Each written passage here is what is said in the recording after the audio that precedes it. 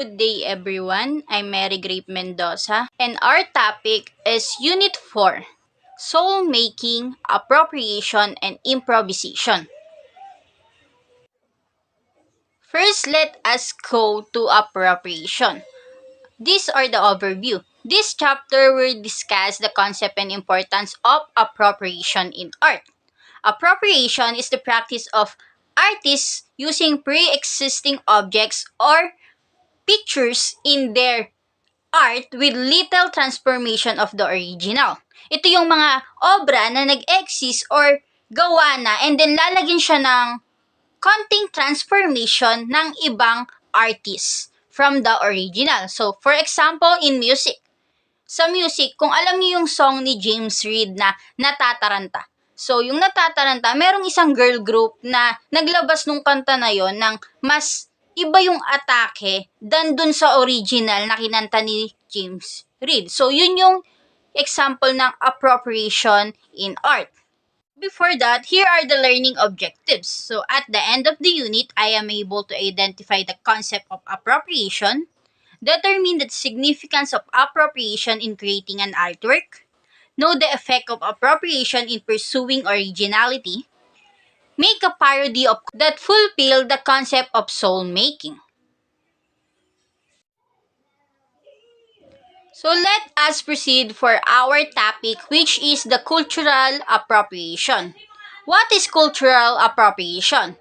This is the act of taking or using things from a culture that is not your own, especially without showing that you understand or respect this culture.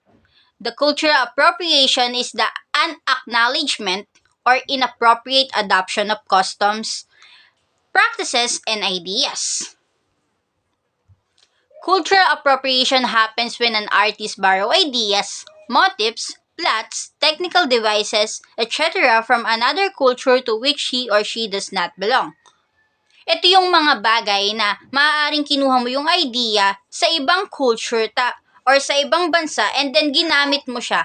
Pero hindi mo siya mas naintindihan and then parang lumabas doon na hindi mo nire-respeto yung culture nila dahil hindi mo naintindihan kung ano ba talaga yung true meaning ng isang object or ng isang arts na galing from another culture and then itatransform mo sa culture mo. So, kailangan, if you want to take an arts or an object to another culture, you need to understand and know the meaning of it.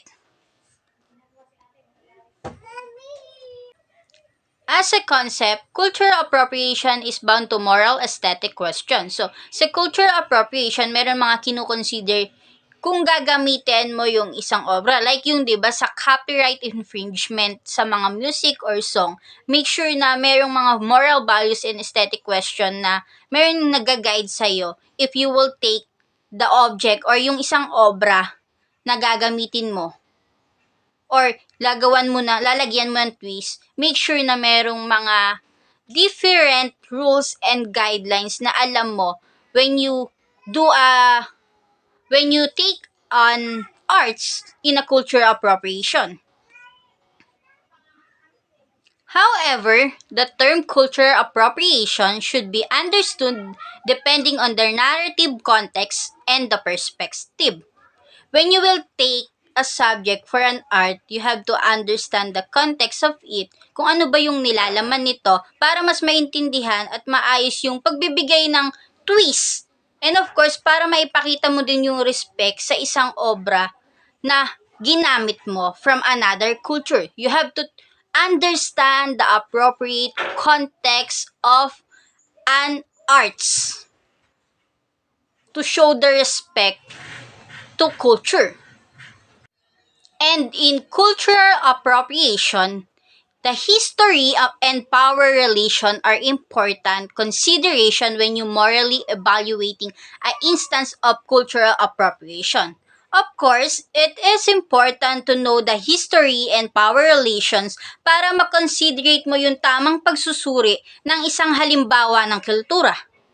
You have to understand kung saan ba nanggagaling at kung ano yung context ng isang bagay para mas maganda yung pagsusuri ng isang kultura na itatransform mo from the another culture. You have to make sure na makonsiderate yung history ng isang bagay at ng isang arts para mas matransform mo siya ng maayos. For the better understanding, there is a types of cultural appropriation. First is object appropriation. Object appropriation is tangible work of art is appropriated. It occurs when the possession of tangible work of art such as sculpture or painting is transferred from members of one culture to members of another culture. So, ang object appropriation, ito yung mga bagay na hinahawakan or a work of art na tangible, and like for example is sculpture, painting na maaaring matransfer mo from another culture to one another. That is object appropriation. And then this is the example of object appropriation. The next type of cultural appropriation is content appropriation. This is intangible work is appropriated. This happens when an intangible object, like a musical composition, story, or poem, is reused and expressed in a work by an artist outside the culture from which it originated. So, ang content appropriation, ito yung mga obra na intangible. Like, for example, are musical composition, story, or poem. Pwede din tong gamitan at lagyan ng touch ng bagong artist na iba dun sa original na gumawa. Like, for example, yung kanta ni Mr. Ray Barlera na kahit maputi na ang buhok ko. So, eto, binigyan siya ng bagong transformation or bagong atake ni Mr. Daniel Padilla. So, doon, parang yun yung pinaka-example ng content appropriation, yung mga music na pwedeng i-transform or pwedeng gamitin ng another artist and bibigyan nila ng bagong atake from dun sa original. That will be the content appropriation. The next type of appropriation is style appropriation. This is stylistic elements are appropriated. Occurs when stylistic elements common from one culture are taken and expressed by artists who belongs to another culture. So, ang stylistic elements, ito yung mga kagamitan or elemento or estilo ng isang artist na pinapahayag din ng isang artist na belongs dun sa another culture. So, these are the example of style appropriation. Makikita dyan sa picture yung different ng another culture, ng one culture to another. The next type of appropriation is motif appropriation. Motifs is appropriated occurs when motifs from one culture are taken and expressed by an artist who belongs to another culture. Tattoo motifs are often appropriated, can be appropriated without knowledge of where these are coming from, and what important symbolic meaning they have for the culture from which they are taken. So, ang motif appropriation, ito yung mga inaangkop sa nangyayari. Yun yung pinaka-motif ng isang arts. At gagawin ng isang artist ito, nakabilang sa ibang kultura. Like yung sa example natin is yung tattoo. Sa tattoo, when you're an artist, ikaw bilang isang artist ka na, magtatattoo ka. And then you have to gawin yung arts dun sa another culture na hindi naman natin alam kung ano ba yung magiging simbolo or wala tayong knowledge kung ano yung pwedeng symbolic meaning nun dun sa isang tao na tinatatuan mo. Kasi hindi mo alam din or you don't know the meaning of what is yung culture niya or kung saan nanggagaling yung gusto niyang ipatato. So, yun nga, ang example is yung tato. Because we are not aware kung saan or saan nagmumula yung simbolo ng isang tato na pinagawa niya. And of course, mga example din, like eto, mapapakita dito yung tattoo ng tao, and then isa pang example is yung burda sa damit. Ayan, yung mga burda-burda sa damit, yan yung mga motif appropriation. Yung meron siyang different meaning, or meron siyang meaning na hindi natin mapaliwanag. The last type of appropriation is subject appropriation. Subject appropriation is another culture or camp of its people is appropriated. occurs when subject matter, namely another culture or some of its member, is represented by an artist who belongs to another culture in his or her work. Yung subject appropriation, ito yung mga artist na galing sa ibang kultura. Ito yung mga artist na galing sa ibang kultura and then kumakatawan siya ng ibang kultura naman. So, ito yung artist na nagre-represent ng isang culture. Pwede siyang mag-represent ng isang culture kahit hindi siya galing doon. Basta naiintindihan niya kung saan ba nanggagaling yung arts or yung culture ng isang bagay. So, yun yung subject appropriation. Thank you, Ms. Mendoza. Now, let us proceed the problem of Pagani. But before we start, I would like to introduce myself. I am Melanian Joy V. Cortez. And now, let us proceed. So first, the problem of Pagani. Ching 2008. So, is Pagani is a culturally appropriating indigenous people? So, to a number of indigenous people in the southern Philippines, the word Pagani goes beyond being a generic term for someone deemed or brave, heroic. Communities across the island of Mindanao, which include the Mandaya of the Davao region and the Manobo of central and northeastern Mindanao, consider the Bagani as a warrior class that is deeply ingrained in their social organization.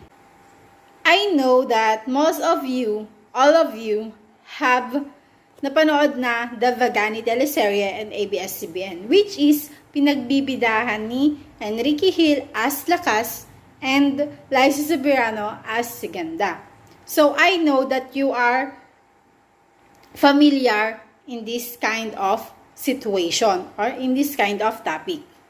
What does Bagani mean? Warrior chief is a Mandaya or warrior priest is Manobos. When we say Bagani or Maganiri refers to the class of warrior leaders of warriors Lumad ethnic groups of the island of Mindanao or Philippines.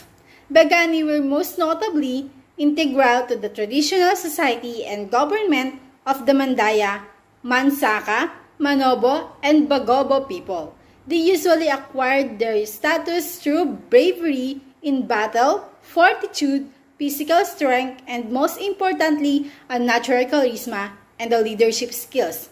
Various Bagani of the past have become mythologized as heroes in their communities. So it means the Bagani is a heroes or they are the leader of their communities. So when we say warrior chief or Mandaya, it is a chief who leads a group is in wartime, a warlord or a war leader. So it means sila yung nangunguna sa mga away ng iba't ibang communities or island of a group of people. So they are the leaders of a war. Next is the warrior priest. What is warrior priest or manobos? So they belong to the elite militarized sects of the empires or various religious organization. These warrior priests have a threefold responsibility. So first is ministering to the faithful amongst the army, offering the spiritual and tactical advice to the army's leaderships. And the last is meeting the unfaithful in the battle. So when war comes to the temple, a cult's warrior priest take charge of its defense, marshalling the rest of the cult to repel attackers. The Bagani is not recruited but anointed by Mandaangan, a reverse spirit, and is sacred to the Manobo people. So, when you use the term Bagani for a teleserye that is devoid of historical and the cultural context, you are actually lambasting the memories and integrity of our warriors. So it means the Bagani is all about the culture of a people, the different kind of people, different kind of group of people that you can see in the Bagani teleserye. Next, cultural appropriation. When is it problematic? When is it problematic? First, what is cultural appropriation? It takes place when members of a majority group adopt cultural elements of a minority group in an exploitative, disrespectful, or stereotypical way. To fully understand its consequences, though, we need to make sure we have a working definition of a culture itself. So it means it is definition of our culture itself. Some acts of cultural appropriation can be considered and a theft. Cultural appropriation could harm members of a culture by misrepresentation, thereby producing discrimination and inequality in terms of economic, educational, or other opportunities. So, this is the possibility problem when it comes to cultural appropriation. The real problem comes from the use of a term as a little with no clear and definite relationships with the narrative and the concept of a real bagani, and its historical context, assigning a new meaning that may seem harmless on the faked but actually detrimental on the way the young generation understand ethnic traditions and culture. For a powerful medium that dominates and influences, a cultural appropriation executed on a wrong plane is a slight form of deception at the expenses of marginalized group not even aware their sacred rituals are commodified for a mass consumption. So it means it is the possibility problem of a bagani teleserye. So hindi sila tugma-tugma sa mga cultural na pinapahayag nila sa video, or it kinds of in the young generation, they are not understand what it ethnic, so they related on their culture of in their communities. So there is no inequality in terms of economic or other opportunities in their bagani or bagani teleserye. So here are the reasons why bagani appropriating the culture of indigenous people and the cultural heritage of the country. So first, there was a scene when Enrique Hill's character Lakas, presumed dead and the healer by Bailan, named Gloria, recites a chant that is not seated for the indigenous people culture. So it means the name Gloria recites as a chant that is not, hindi siya seated or hindi siya connected sa indigenous people culture. So it means parang malayo na yung nangyayari. Hindi na siya natutugma sa indigenous people. Next is the Mikeni Mikeni Tugtug Doremi, a chant that heal the character of Enrique Hill as Lakas, in which some experts see this an embarrassment to the indigenous heritage. This might affect for the imagination of a child which is based fiction rather than actual facts. So it means the Mikeni Tugtug Doremi is not, parang hindi siya magandang, parang mas papaniwalaan na siya ng mga tao na nakakabuhay ito ng isang tao. So it means it is not good for the young child that they are based on the fiction but rather than actual facts. So it means mas nagbe-base na sila sa fiction kaysa sa totoong nangyayari. This cultural appropriation might lead to misinterpretation and exploit of the cultural heritage of the indigenous people. So, was frustrating. Why? The show has such an effect on how we build narratives. In the same way, a child builds her own image of the bagani based on magical fiction instead of actual facts. So what I said later, a score containing a message showed text that were a mix of stylish Greek characters among other random-looking characters. But words of the indigenous people are not the only things taken from their communities or erased in national narratives, where Kadiang teaches ancestral lands of the indigenous people are under constant threat of meaning and plantations. Next, why do artists appropriate? First is morally sound cultural appropriation can lead to the production of valuable works of art. So it means they see the valuable works of art in that teleserye Bagani. Next, for example, Akira Kurosawa borrows from Shakespeare classic literacy pieces and incorporates them into their works. So it means nagtutugma yung ginagawa nila sa isa't isa. Next is the arts and culture are dynamic. Cultures naturally interact with each other. Next is the completely banning cultural appropriation will lead to the cultural stagnation. And next is nevertheless, sensitivity and care should be exercised when appropriating from another culture. So, that's are the artists do appreciation of the arts or the artwork. The appreciation of indigenous concept and the cultures only furthers the exclusion of indigenous people, while diluting indigenous people's struggle, which are hardly ever recognized in mainstream media and popular culture to begin with.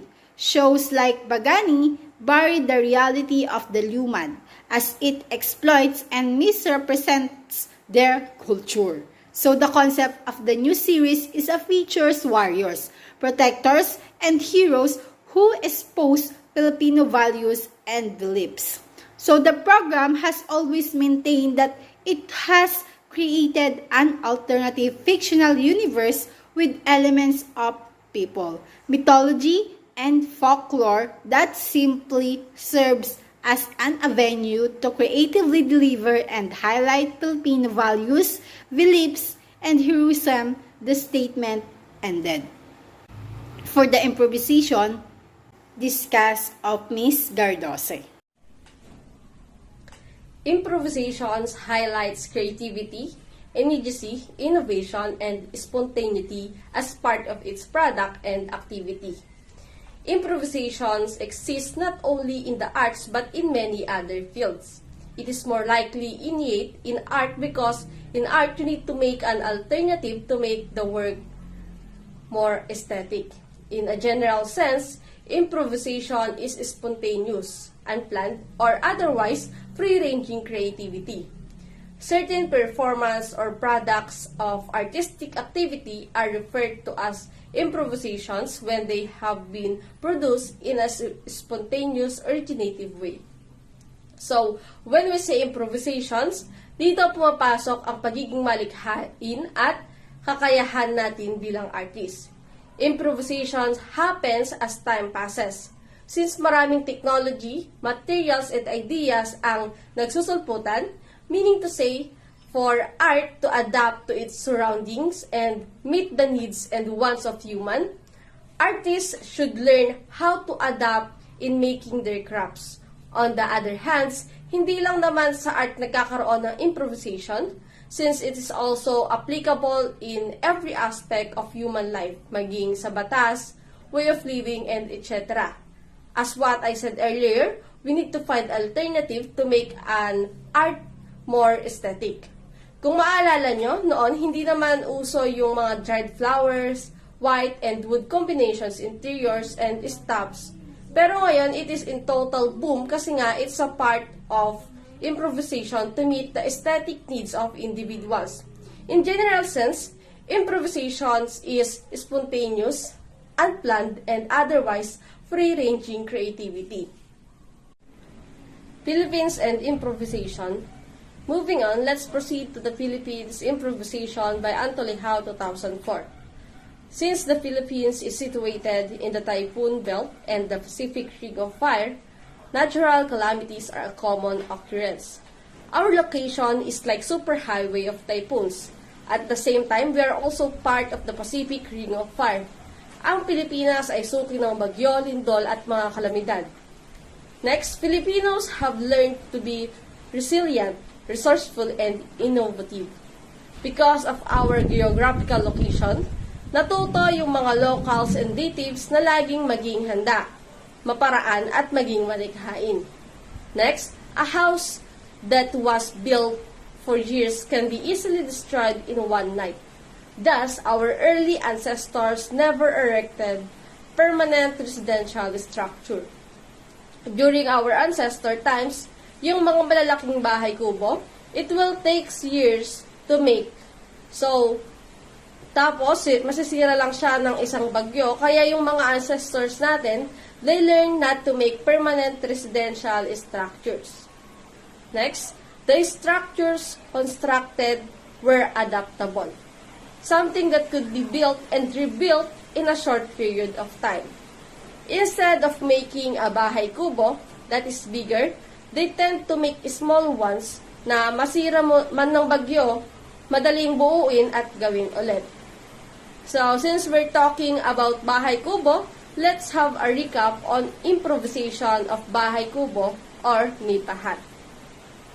Bahay kubo is a common as house in the country because of its versatility and easy to construct.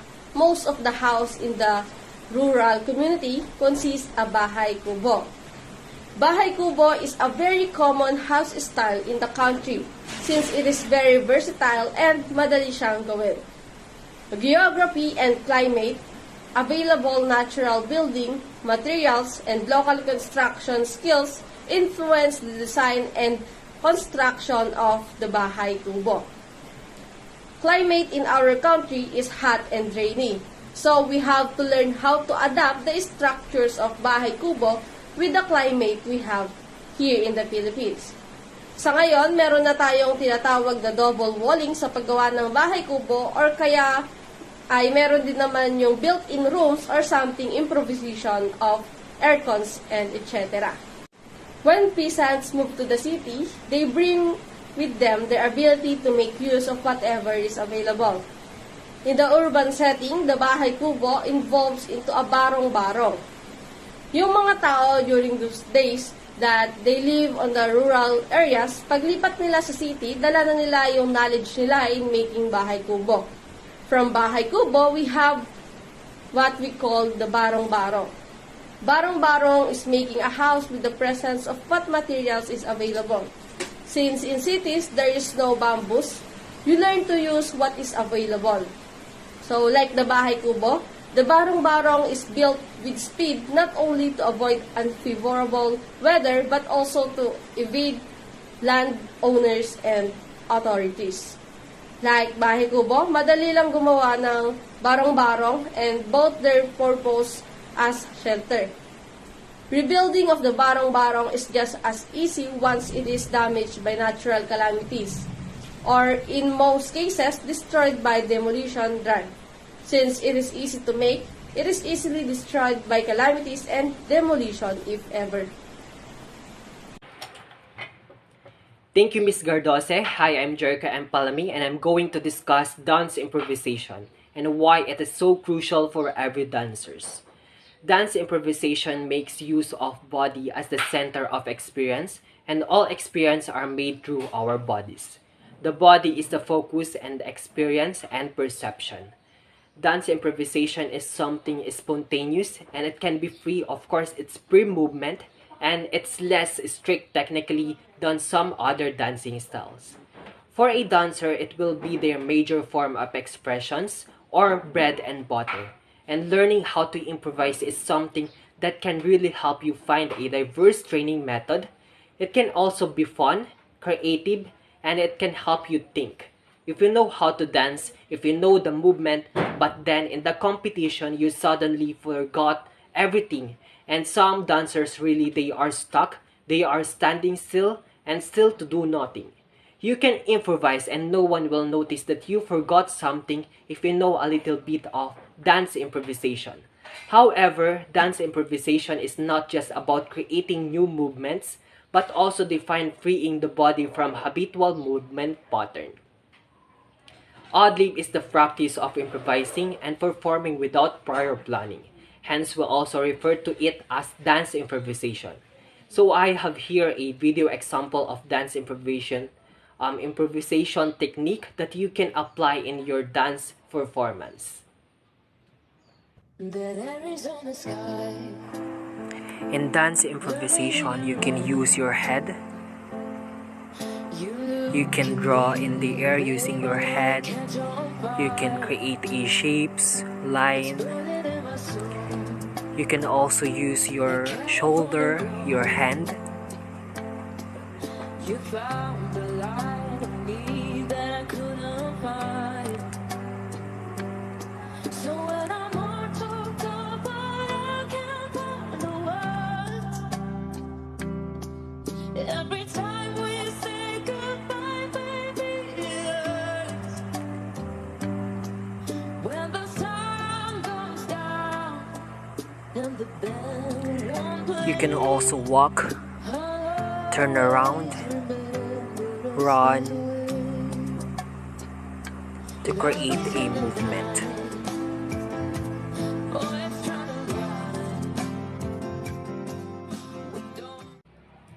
And that's it. I hope you learned some dance improvisation. Now let's proceed to history of dance improvisation. Improvisation was employed and admired in public performances and collaborative dances in Renaissance Italy. Dancers employed improvisation to change or swap out specific movements or steps in choreography in the 15th century in order to add variation. The 16th century saw a reduction in this usage of improvisation as more distinctive and planned movements were preferred to predetermined exact choreography. By the 17th century, improvisation was mostly utilized to create choreography and correct errors that occur while a performance was in progress. The development of what is today known as modern dance began with modern dancing. Using task-based and unique movement, Louis Fuller demonstrated an explicit improvisational performance technique in the late 19th century. Improvisation in dance was further explored in the second half of 20th century by artists including Isadora Duncan, Martha Graham, Doris Humphrey, Mercy Cunningham, and Paul Taylor. Many dance educators such as Bird Larson and Margaret Dobler who stress self-expression through dance improvisation, incorporated improvisation as a crucial component into their teaching strategies. Theater. Improv is a form of theater and performance where everything is unrehearsed and unscripted. All the scenes and stories are created on the spot. Silly People's Improv Theater, or the SPIT, is an improv theater company that originated in the Philippines in 2002.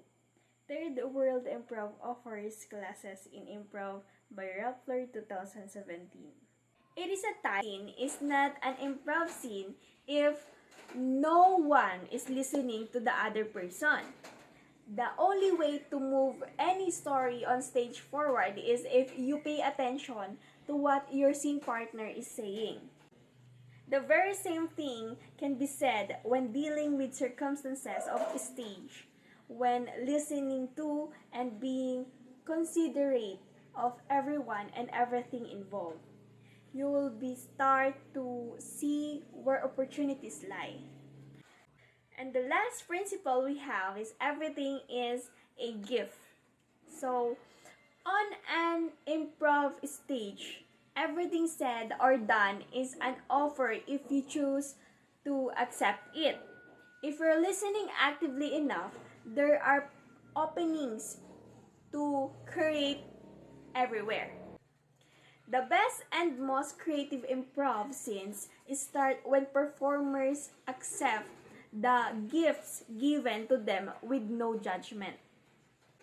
This translates into both opportunity and gratitude. When leaders learn to treat everything as gift, they see possibility and purpose of anything that comes their way. These become outlets for progress and creativity.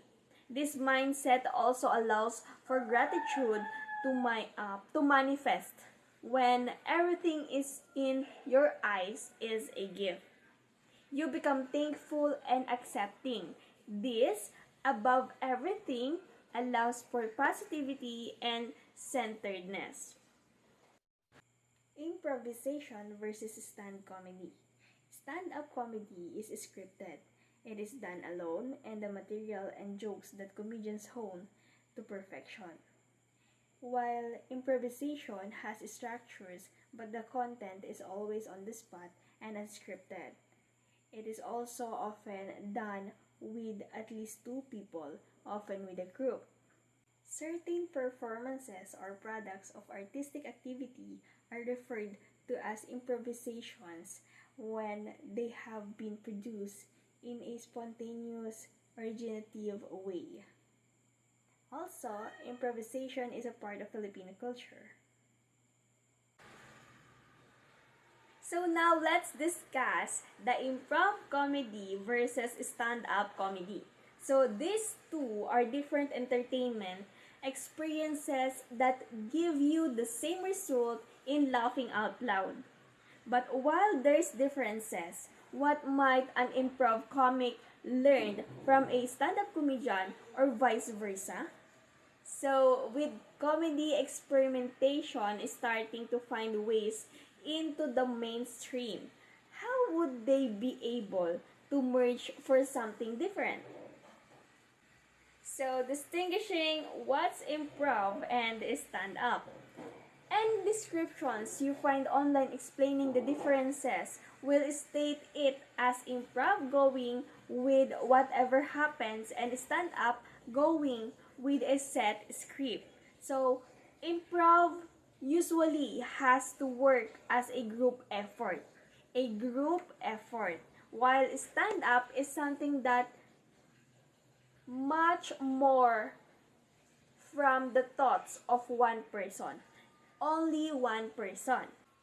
And when you see these two worlds collide on one stage, it almost always creates interesting situations.